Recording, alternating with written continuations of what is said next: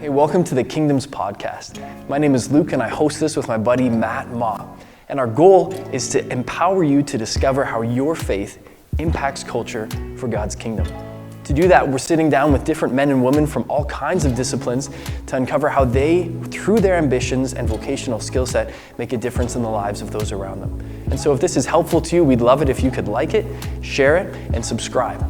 In the meantime, enjoy today's episode.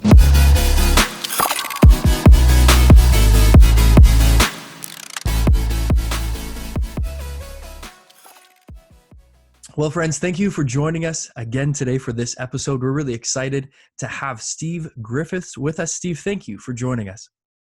It's a pleasure. It's good to be with you. And along with Steve, I've got my co-host Matt Ma with me, and we're really excited to dive into a conversation considering the intersection of our vocation, how God's called us to work in the world, with what it means to follow Jesus Christ and introduce those who we're serving alongside of to knowing Him, how those two interweave with one another. But before we dive into some of those questions, Steve, we'd love to introduce you to our listeners to get to know you a little bit better. So would you take a few minutes and just paint a picture for us of your background, your career, what you're doing right now, and maybe something intriguing people do or may not know about you?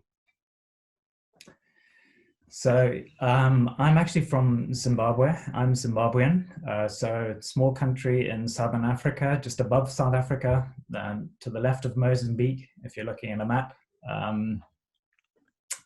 So I was born there on the northeastern border. I grew up speaking Shona, one of the national languages of Zimbabwe, and English. My parents were missionaries working in that part of the world. They were involved in basically setting up a network of churches, of schools, and hospital work as part of a team. So, I mean, I had very, very privileged in many ways background living sort of among worlds, if you like.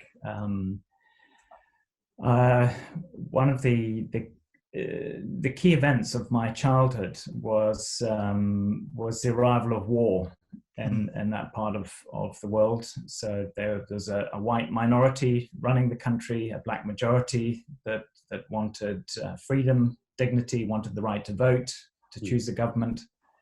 The end result was war.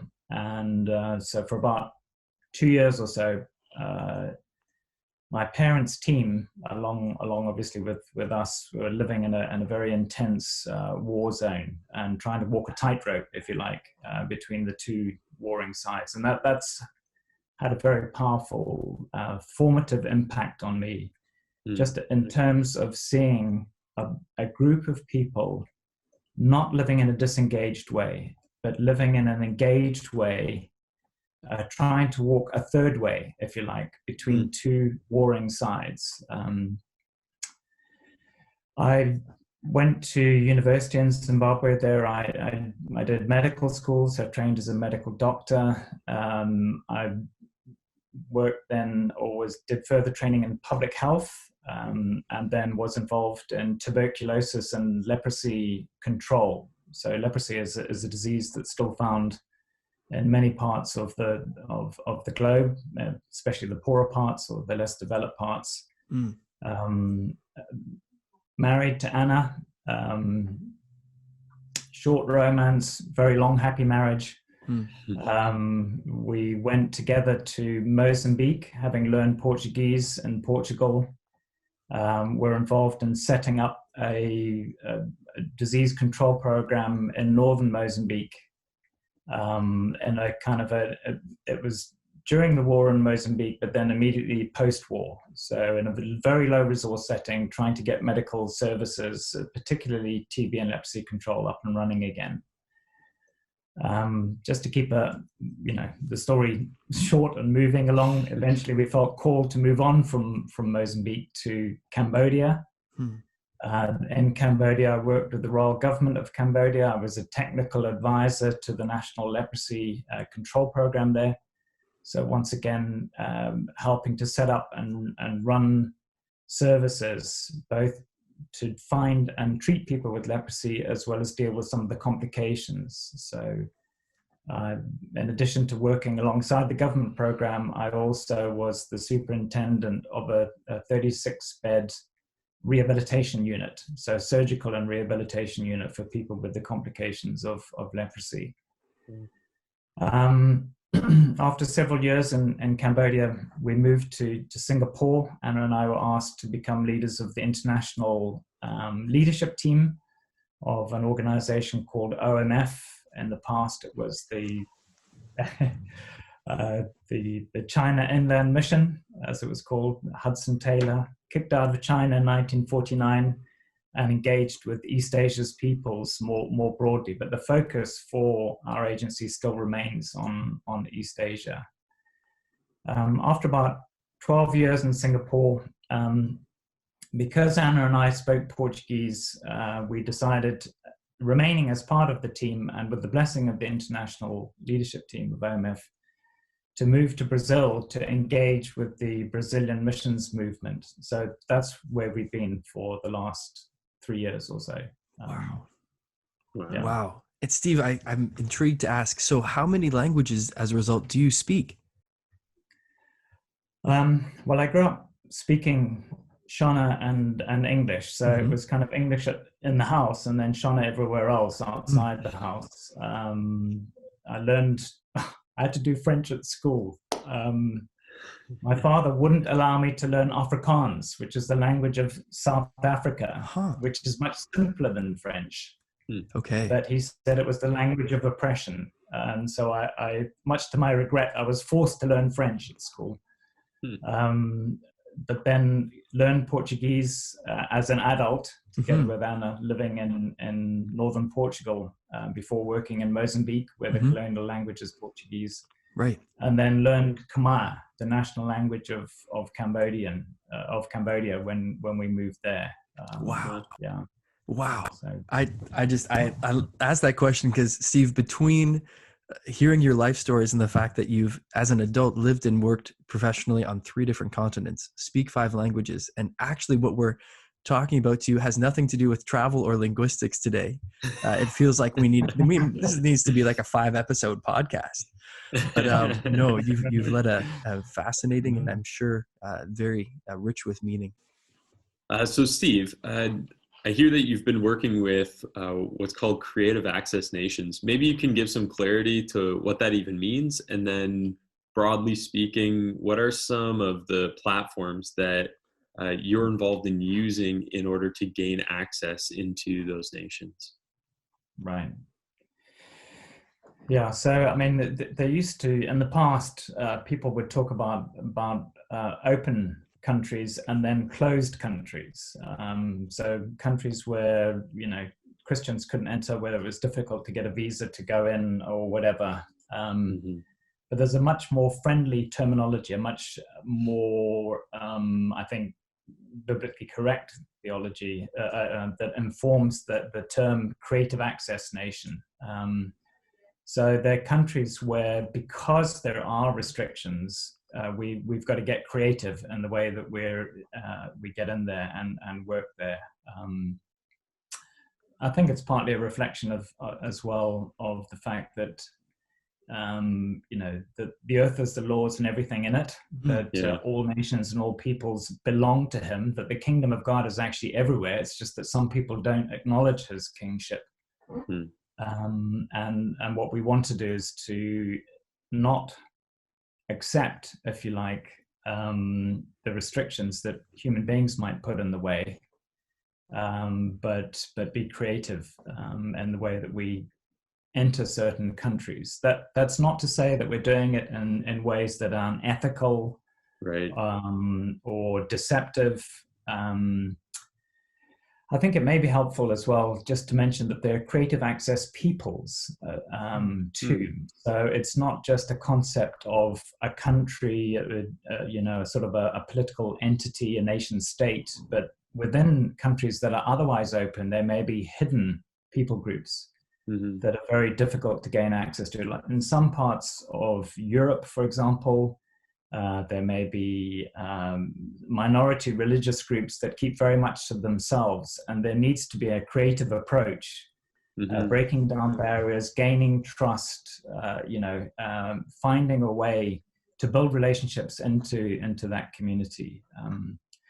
And I think in some ways, and you guys would know better than me, in Canada, there is increasing hostility, if you like, to the evangelical church, to the Christian message, even in sort of formerly more Christian countries, not that they're necessarily ever very Christian, but where there was a sort of a cultural Christianity. So I think in some ways, just the way that we talk, the way that we interact with people, that what we say about who we are and what we do, there is a sense in which we need to be increasingly thoughtful and careful and creative in the way that we present ourselves, present the gospel, the way that we talk about people that don't know the gospel and that kind of thing. But as far as OMF is concerned, about 80% of the population of East Asia, which is one of the least reached areas of the world with the gospel, at least as far as the church is concerned, about 80% of that population live in creative access situations. Wow. So those are situations where Christians will never get in as Christians, as church planters, as evangelists, as theological lecturers, or whatever it may be. So that requires a creative approach. So talk to us quickly just about, if you could even just give us like 2 or 3 examples of those creative approaches in the form of someone having a professional skill set that they're then using to inject themselves into that culture or that nation. Yeah.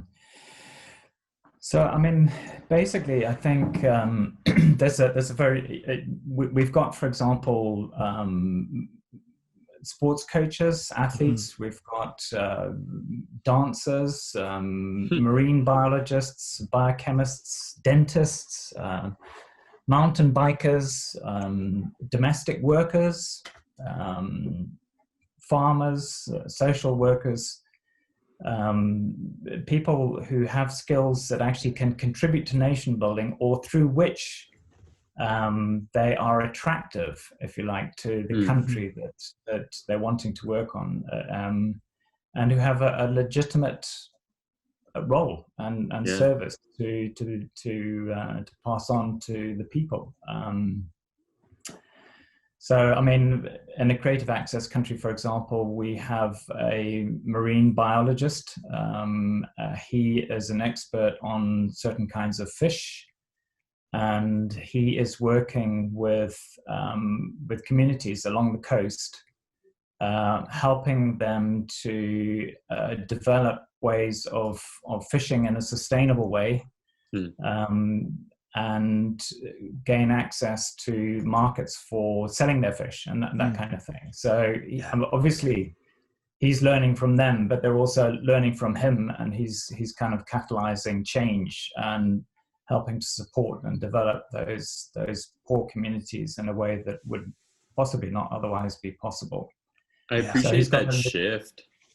I appreciate that shift in thinking, even just to bring it to a local context and say that it's not, like you say, the theological lecturer who's going off to these situations, but it's somebody like a marine biologist or a dancer, very like grassroots, and really levels the playing field on a local context, to think that anybody could have a really significant role in bringing people who are out of reach from what we would typically think of a missionary doing.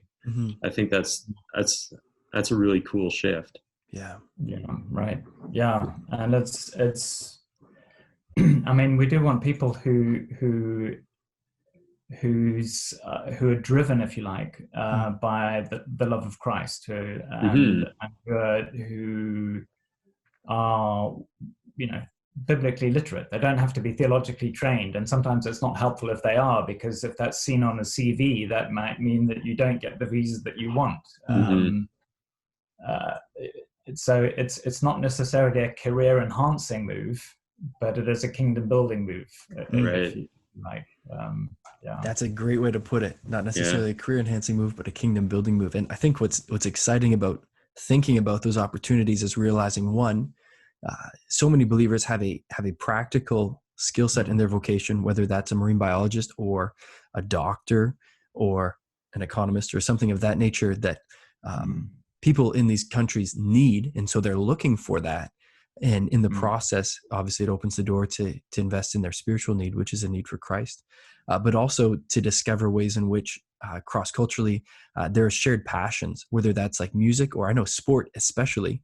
You know, you take a soccer ball, or if you're in England, a football, into literally any part of Asia with kids, and you can connect on some level through that vehicle of shared passion. And so, yeah, it's really exciting to think about. I think we tend to limit ourselves in thinking about missions as to Bible translation and evangelism, both of which are integral, obviously. But to consider how broad that scope of potential impact can be is pretty exciting. With that in mind, Steve, you know, with your experience, whether it's in Africa or then in Southeast Asia or now in Brazil, I'd love to ask, what are some of the ways you've witnessed God just do amazing work in the nations around you or the nations you've been living in that historically have been closed off to the gospel? Yeah, I think so. I mean, I think maybe helpful to share an example from Cambodia. In terms of Cambodia was one of the most closed in terms of people were closed to the gospel. It wasn't that you couldn't go in there in the 1970s to share your faith. It was possible to enter as missionaries, but in terms of just spiritual hardness and unresponsiveness, it was kind of classed with Saudi Arabia as being one of the most challenging countries in terms of lack of responsiveness. You know, very few converts after more than 70 years of kind of mission work. And then, of course, there was the Vietnam War raging. There was all that was going on in Cambodia with Pol Pot and the Khmer Rouge. We arrived in Cambodia in a kind of the post-war situation, and a lecturer from the university, the Royal University, a psychologist, came to speak. So, Cambodian psychologist came to speak to the OMF team. And he'd survived the camps. He suffered from depression, post-traumatic disorder. He was an alcoholic, so drowning in all that was going on in his life because of the way he was damaged by what he's experienced. And he met Jesus Christ, who transformed his life, gave him a reason to live, helped him start to put into context some of the experiences that he'd been through. And he was telling us his story. He was also describing to us the Cambodian worldview, sort of Buddhism and Brahmanism, and the way that the two of them had been intertwined throughout the centuries in Cambodia. And then he stopped and he looked at us and he said, "I thank God for the Khmer Rouge, for this ruthless communist movement. I thank God for the Khmer Rouge, because without meaning to, they broke the Cambodian worldview wide open and opened the way for Jesus to enter Cambodia." Wow. And we're all sitting there stunned, you know, and perhaps it was legitimate because it came from someone who had experienced the horrors of the Pol Pot regime, had seen the worst that could be done, had survived, and yet he could still acknowledge that God ruled in the midst of his enemies. And the Khmer Rouge, this radical movement, they were the enemies of God, and they really damaged God's people, and they damaged God's creation, and so on. But at the same time, God was bringing his sovereign purposes out of it. So I think in some ways that was a good illustration of how even in a creative access situation, or a situation that was temporarily closed, God had not stopped. God was still at work, and God was bringing about his purposes. And it was through the ministry of foreigners who are working with our organization, who went to teach music at the Royal University of Phnom Penh, and that's how they got their visas, and that's the work that they legitimately did that led his colleague to faith, that led him to faith. Wow. And so that was kind of the chain, if you like, of how he came to faith. Wow. So that's the personal example, if you like, of God doing amazing work in a nation that appears to be closed to the gospel. I'm going to think very briefly if I've Absolutely, go for it. So I think a very the Chinese Communist Party have just celebrated 70 years last year of coming to power, and in 1949, with the arrival of the Communist Party in power, there was a widespread expulsion of missionaries, the persecution of the church. Everything went very, very silent. And it was a very, very difficult time for our organization and for many other organizations who feared that the church would cease to exist. There were less than 1 million Chinese believers when the missionaries were expelled. And yet when restrictions were lifted and when it became possible to see what was going on, conservative estimates put the number of Christians in China as it reopened to sort of between 50 and 70 million Christians. I think in some ways that was the sovereignty of God ruling once again in the midst of his enemies. To remove the foreign element, if you like, having brought the good news of Jesus and planted the seed, to allow the church under the pressure of persecution, isolated in the kind of lockdown that that's a lot more intense than what we're experiencing now, to grow. So God at work. It was closed to the worldwide church, what was going on there, but God was still working out his purposes. And a modern day example, we've got a team working in a country in Northeast Asia, working technically to provide electrical power, but also building relationships and seeing people come to faith through those relationships in a very challenging situation. So just a few snapshots, if you like, of God at work. Ah, man, that is one, to realize under Pol Pot how severe that was, how many people were killed, to have someone say, I praise God for that suffering. And then, yes, as you said with China, it almost sounds like Christmas morning to leave and say there's less than 1 million Christians, and to come back and, like the wrapping is taken away and you're amazed at what lies underneath. And even today, to be finding again creative ways to serve people. Those are each of those compelling examples. So thank you, Steve. It's inspiring. It makes you think in a new way about the redemptive work of God in our world, no matter what the circumstances are. So Steve, when you're talking about these fantastic stories of like what could only be described as some of the worst possible scenarios, that what we see is so different than, I think it's an amazing picture of what the Bible talks about, that although what we see is so tragic, that behind the scenes God is doing something so incredible. Why do you think it is that, especially maybe in the West, we have this big chasm drawn between the spiritual and the secular? Why do you think for some of us it's so difficult to think of a music professor being the person who begins a movement in Cambodia? Yeah, right. This is something that I've kind of wrestled with a lot, and actually the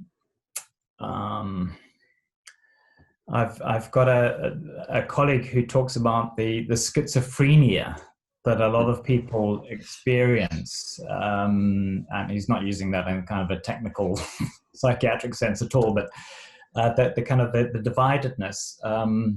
I want to be involved in ministry, but I can only work professionally, and I feel torn between these two things, and I want to be I want to be integrated, but I just can't see a way, Yeah. So I think for me, I've come to realize that I think that's partly based on an inadequate perspective of both the world and of God, and that we shouldn't be seeing things in this dualistic way, that we've kind of set up the spiritual against the physical, we've set up the temporal against the eternal, we've set up the word against deed, and we've kind of created this war, if you like. So we'll leave the bodies, if you like, to the politicians, and they'll sort out the material issues, and we as ministers will concern ourselves with souls and spiritual realities. So I do think that that's actually because we've in some ways we've taken on thinking that is actually not, it's more Greek thinking, or it's more kind of Gnostic thinking than it is an authentic Judeo-Christian view of the world. So the kind of thing that I'm talking about is that this world is bad and we're going to escape it one day. Our bodies are just a temporary vehicle for what's really important, and that's the soul. That what we're looking forward to is kind of disembodied eternal bliss, sitting on a cloud somewhere, spiritual beings, and so on. And that's not what I see in the Bible at all. That God made all things, he saw that it was good, that we started with God's good creation, that although there's been a fall, that God came in the form of Jesus to point towards what the renewal of all things would look like, to point towards what the renewal of creation would look like. And that is going to be, it's going to be more, if you like, than physical, but it's not going to be any less than physical. And that's one thing that the resurrection of Christ, it teaches me.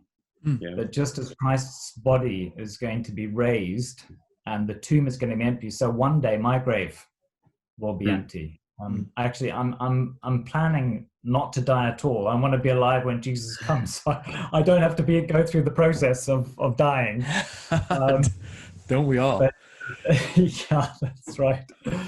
But I think it is recovering the fact that both the body, it's the eternal destiny of both body and soul that Christians are interested in. Of course, there will be a time when we're absent from the body, present with the Lord, but that's only a temporary holding position, if you like, before we have our resurrection bodies, these bodies back again, but still physical, but changed, transformed. So having understood that, I think that helps us to place a different value on work, on the physical world, on the physical things that we do. It's not just conceptual, it's not just ideas. Things matter, people's physical bodies matter, taking care of God's good creation matters. So that kind of helps, I think, to integrate and avoid this dualistic thinking of setting one against the other, but seeing the two as an integrated whole. Yeah. That's so helpful.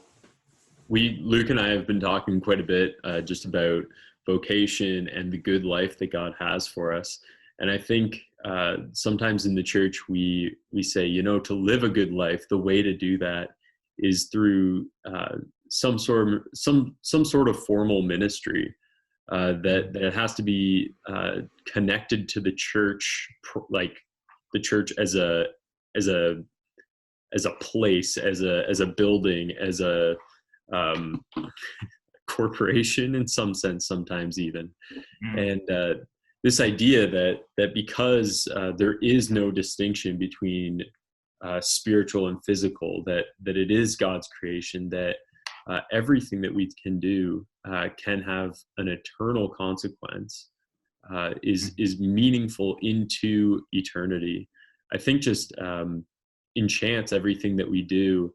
Like you say, it's not less than spiritual. It's not less than physical. It's more than one or the other, and that really, I think, gives such meaning to everyday life, even in the mundane bits of being locked up in home over COVID. Yeah. It really gives meaning to everything. Yeah, that's great. Thank you. Well, I mean, just to add on to that, and Matt, I think a key thing for me was recognizing in the Gospels that one Gospel talks about the feeding of the 5,000. As that story starts, it says in one Gospel, Jesus had compassion on them because they're harassed and helpless like sheep without a shepherd. Jesus had compassion on them and he taught them. Another Gospel talking about exactly the same situation says Jesus had compassion on them and he healed them. So it was kind of two perspectives of the same thing. Jesus was doing both of those things at the same time. So I think sometimes our response to God's call to obedience depends on what we have and how we see, if you like. So I can bring, and I've got nothing against, and I think it's really important that people are well versed in the Bible. There's plenty of room for deep theological understanding for people who give their lives to the academic study of biblical Greek or whatever. But there's also a place for those who can bring their very physical work that they do and make their contributions. So it's what they have and also what they see, the need that they see. And that may be a physical need rather than a spiritual need, but we're part of the same team and bring kind of integrated approach. Wow. Awesome. What you just said in referencing, those examples from the gospel, where Jesus had compassion, so he taught them, and then Jesus had compassion, so he healed them. Actually segues really well into what I wanted to next ask you about, because I know you're both a medical doctor, so you care very much about people's physical well-being, also working as a missionary. And so you have this combined interest in people's physical and spiritual well-being, and would love for you to take us a few steps deeper into what we've already been talking about, just with regard to how the interweaving of those vocations has shaped your personal theology of work and ministry coming together to demonstrate God's kingdom to those around you. Yeah, I mean, ideally, in some ways, I suppose, at least theoretically, it should be that you get the right theology and that shapes your practice, So it's not that how is my theology shaped by my ministry, but how is my ministry shaped by my theology? Fair, yeah. But having said that, I think that very often you step out at the beginning and take a risk for God by doing something. You think that he's calling in a certain direction, you do it. And the things that happen as a result of that, you reflect on them and you learn and you grow. And sometimes you change direction, sometimes you hold true to your course, So I think that it's not a question of having it all right and then jumping in.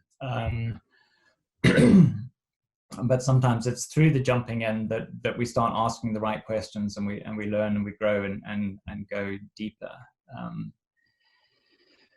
So, I mean, I think in some ways I've answered at least partially your question, because I think that both body and soul, are important to God, that he created both, that he'll bring both together at the renewal of all things and set them free. I think that in some ways, Jesus, it's not that only that Jesus was incarnated and he died and he rose again, but Jesus incarnated, had a ministry, died and rose. And part of that ministry was pointing towards what God's kingdom would look like. Mm. You know, setting people free from sickness, setting people free from the power of the evil one, feeding people, there being plenty, dealing with the injustice and that kind of thing. So there were these signposts that pointed towards his kingdom. I think that serving through work, and in my particular role, serving as a doctor, I think that disinterested service for others, and I mean disinterested not in terms of not caring, but disinterested in terms of you're not serving people to gain religious merit. Or you're not serving people necessarily to gain converts. You're serving people out of common grace because God has shown common grace to you. You want to show common grace to other people. Paradoxically, that can earn a hearing for the good news of Jesus. Mm-hmm. So it's very interesting that, for example, medical doctors serving in India, 100 years ago, it became obvious that they were treating people regardless of their caste or regardless of their religious background, and that there was a kind of an equivalence, if you like, in the way that they treated people. They weren't making merit or treating the important religious people in a different way or that kind of thing. And Vinod Ramachandra, who is a well-known Indian theologian and thinker, stated that actually that kind of disinterested approach, that sharing freely of the love of God through an expression of common grace, actually opened the door for conversations about God's special grace in Jesus. So I think it's sometimes, so that's certainly part of it. Just one example of how that can sometimes work. I was working in Cambodia. A missionary family contacted me and said, we're seeing a lot of tuberculosis in this particular area of Cambodia. And I was working on the leprosy side, and my counterpart was a non-Christian Japanese guy sent by Japanese International Corporation working with the TB side of things. And so I contacted him and the head of the TB, and I said, look, this family that I'm in contact with, they're telling me they're seeing a lot of TB in this particular area. And he said, I don't believe it. I don't believe they're seeing that many cases there. It's a load of rubbish what you're saying. So I said, well, they've got no reason to lie. I don't think they're lying. But I said, it would be so great if you would, pay attention. These are some grassroots people that are saying we've got a health problem in this particular area. And he said, it's not possible because, the program is running well and this is under control. But he kept on thinking about it. And he eventually decided that he would have a look. He sent an investigative team, and he went too. They actually discovered that the rate of tuberculosis in that part of Cambodia was not only the highest in the country, it was one of the highest in the world. There was an untreated hotspot of TB. And so, he contacted the World Health Organization and let them know. And there was a lot of intervention, and a lot of people got diagnosed and treated really quickly. And, the people in that part of the country were very happy that all this had taken place. And the leaders of the village at the kind of the epicenter of all this went to the missionary family and said, please come and live among us. You showed us love. You spoke truth to power on our behalf. We recognize your role, and we want you to come and tell us about the good news of Jesus. Wow. So they had not done that in order to gain that access. That access was given to them, if you like, afterwards. But they had loved the people, recognized the problem, the physical problem, told the authorities about it, hadn't received a sympathetic hearing. Eventually it did. The end result was good, and that opened the door, if you like. So it's just God weaving, if you like, the offering of our work done in His name, together with the times that we can proclaim the gospel. Yeah.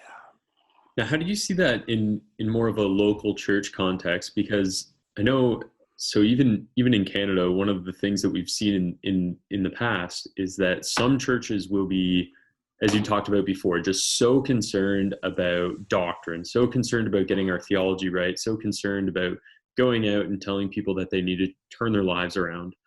But then you get some churches that are so concerned about our human physical needs that it's almost like the gospel takes the back seat.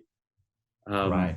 Maybe you can speak to how a church can do that well, how a church can care for people holistically, and sort of like that missionary family did in Cambodia. Yeah, so this is a quote from David Bosch, who's a South African missiologist, and he said, "Neither a secularized church, that is, a church which concerns itself only with this worldly activities and interests, nor a separatist church, that is, a church that involves itself only in soul saving and preparation for converts for the hereafter, can faithfully demonstrate the mission of God." So it's really it's like driving a cart with two wild horses attached to it.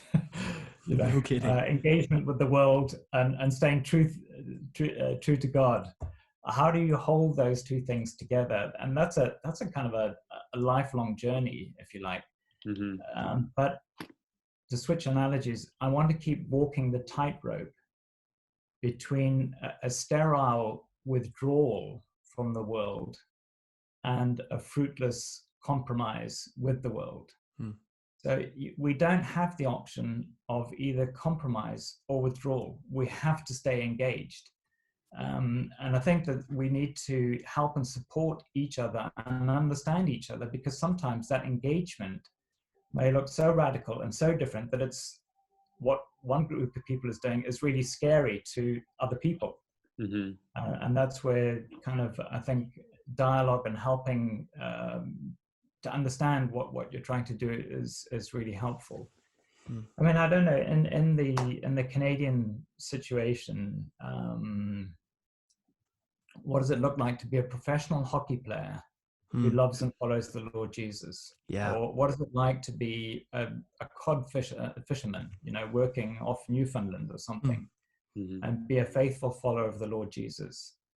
In some ways, the church's role and you guys' role is not to draw people into the activities the church wants done, but it's to bring people in, to prepare them to go out and engage in those activities in a way which honors God, which points to the goodness of God, which points to the fact that God is Lord of all creation, and that God has done something special for people through Jesus Christ. And in some ways, I think it's only professional hockey players or only cod fishermen that can really say, here are the challenges that I am facing in my chosen area. Help me to think these things through in the light of the gospel. So that's a challenge for those who are leading the church, because they're being presented all the time with these real life challenges that people are being confronted with. It's not allowing them to live, if you like, in a kind of an ivory tower and a separatist tower. But then they're empowering people to go back and to be truthful and faithful in their situation. I mean, to give a quick example, I've got a friend who is from Uganda, and he was working as a doctor in a hospital in Uganda. It was a government hospital. He was not being paid enough to live on, as a government doctor working in a hospital, and nearly all his colleagues, they just showed up at the government hospital for an hour or so, and then they went off and did the private practice and earned lots of money and so on. He didn't. He reasoned that although the pay was low, the government were paying him and expecting him to be working in the hospital as a government doctor. So he stayed there. Also, when he saw patients often would take money out of their pockets to give him in order for him to prescribe medication for their sick relatives or for themselves or whatever, because that was the practice. You wouldn't get any money. You wouldn't get a prescription unless you gave the doctor some money to give you a prescription. And he said, no, this is, I can't take your money because that wouldn't be right.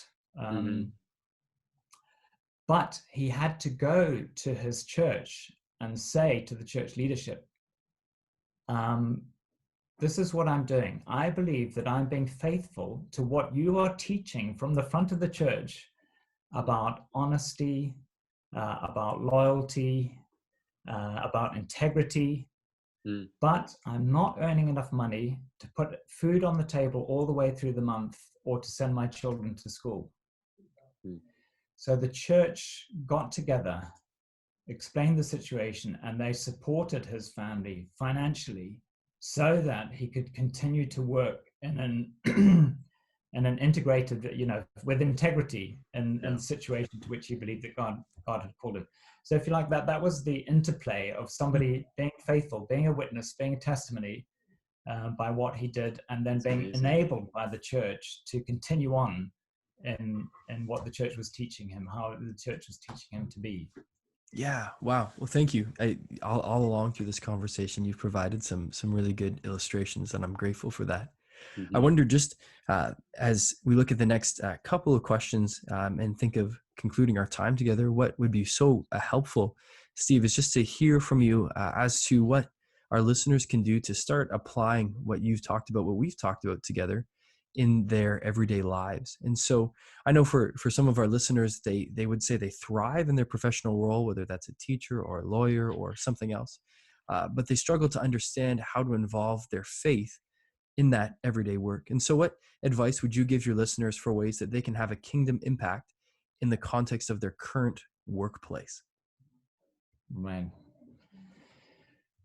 I think that developing an understanding of what work is, a theology, if you like, of work, but you may not want to use that title. The fact that work is something good and God-given, that work existed, if you like, before the fall.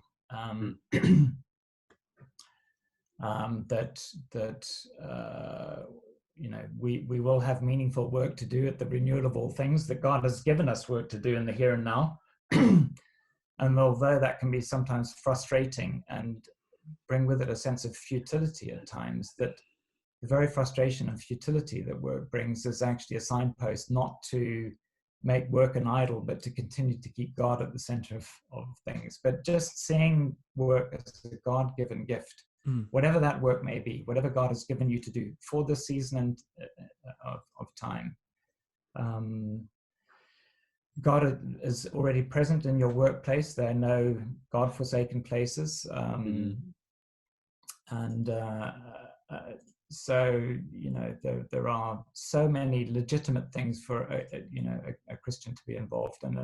And Paul, writing to the Colossian church, talked about doing all that you do in a way that brings glory to God. And he was writing mainly to slaves at that point in time.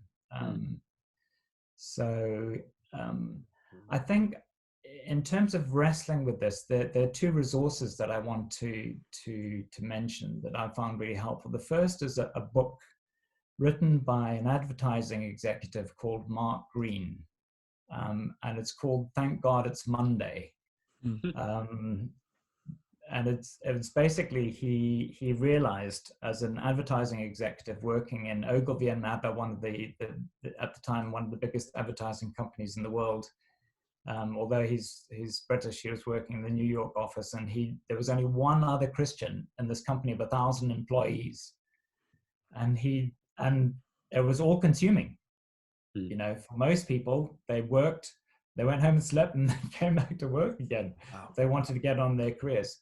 And he realized, I've got to be Jesus somehow in this situation, because these people are never going to go to church, or it's highly unlikely.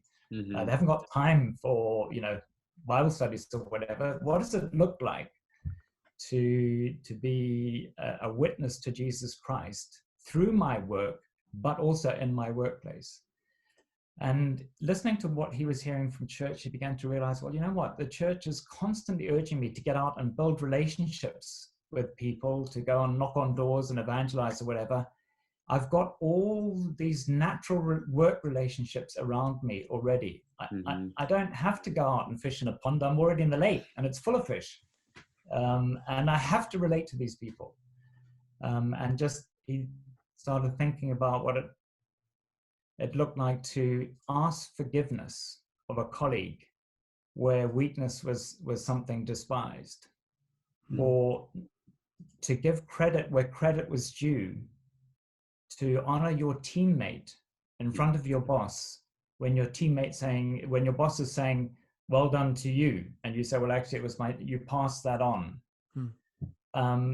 It began to act in countercultural ways that drew attention to the kind of person that he was. And people then started to ask him, what makes you're advertising executive like all of us, but there's something different about you. What is it? And out of that experience, if you like, came this book that I found personally very helpful, called Thank God It's Monday. I think another resource that we found very helpful much more recently, and we've been through it now in Portuguese with our small group in Sao Paulo who run businesses, who are involved in banking, who have all kinds of, who work as models. So it's a really great mix of people in our small group. But the course, it's a study called Reframe, and it comes from Regent College in Canada, and it helps people to reframe the way that they look at the world, including the world of work, and seeing themselves as members of God's kingdom, as ambassadors of the King. And what does it look like to be living in exile, in one sense, but living in exile not as an exile, but as an ambassador of the King. And just exploring with examples from professionals of how they work that out, or not only professionals, but people in the workplace, how they work that out in their workplace. And for many people in our group in Sao Paulo, it was a kind of an illuminating moment. The lights went on as they saw ways in which they could undo the schizophrenia, if you like, of seeing work as something that I've got to do anyway, and then ministry as something that I do on Sundays or with the youth group kind of thing. But integrating that. Right on. That's great. Thank you for those. For those people who maybe they feel like you're speaking straight to their heart, that they feel like, in their local context, they are able to be an ambassador for Jesus Christ, that in those conversations and relationships that they have at work, that they've just seen God move. We know that there's a great need for people in these creative access areas. What would you say to somebody who maybe even through listening to this is maybe thinking, am I open enough to God's leading in my life to maybe use me in a different context as a representative of Christ in the workplace? I think God wants everybody to be involved in what he's doing in his world.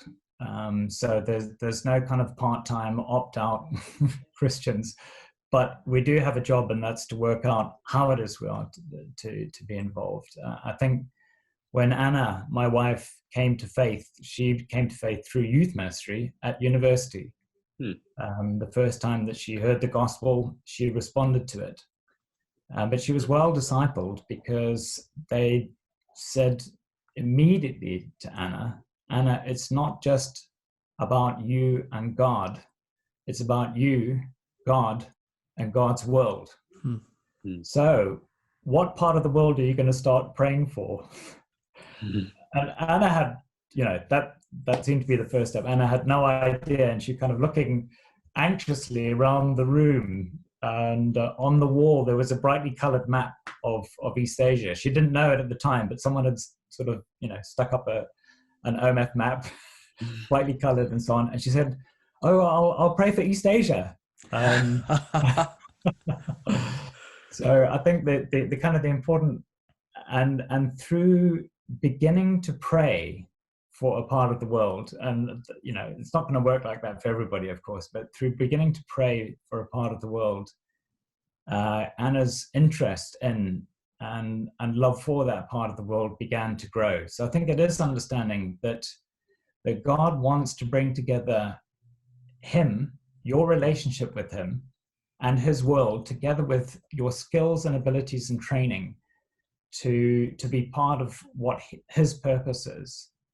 And to recognize that actually for some of us, that purpose can be realized in other parts of the world in a cross-cultural way.